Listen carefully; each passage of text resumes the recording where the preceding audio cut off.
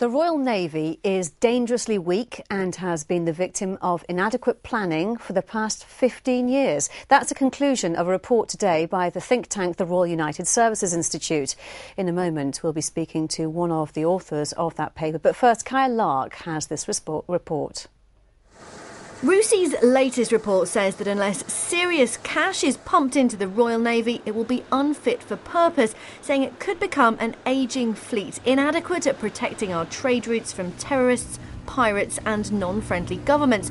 The Journal says the current financial climate, the need for cuts within the MOD and years of underfunding have left it dangerously weak.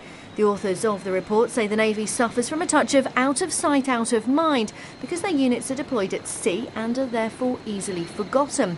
They warn that over the next decade we could be left with just 19 frigates, and the average age of combatant surface ships could rise to 21 years, an age that used to be seen as the end of their lives. But with the SDSR underway and the Defence Secretary Liam Fox accusing the Navy of wasting money on state-of-the-art ships, it's difficult to see that the recommendation that 10 new ships should be built in the next 10 years will be made a reality. Kaya Lark, Forces News. Well, earlier I spoke to one of the authors of that report, Professor Gwyn Prince from the London School of Economics, who is also a global security expert. I started by asking him how much danger the UK would be in if the Defence Review made further cuts to the Royal Navy. In grave danger, because the Royal Navy is the part of our defence establishment which makes sure that bad things don't happen.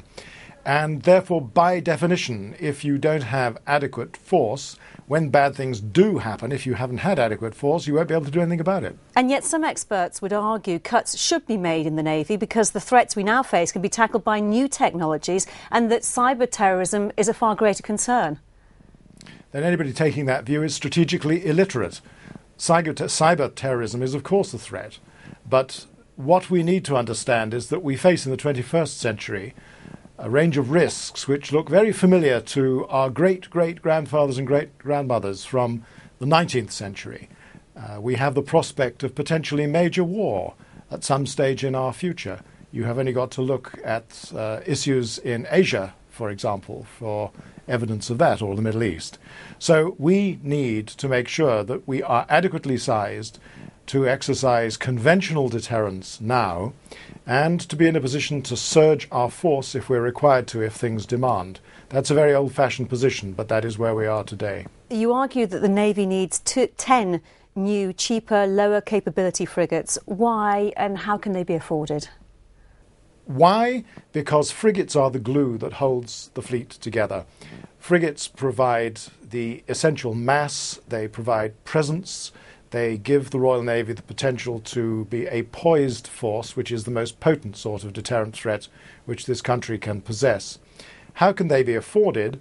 Another very old-fashioned argument, because defence is the only non-discretionary area of public expenditure from taxation.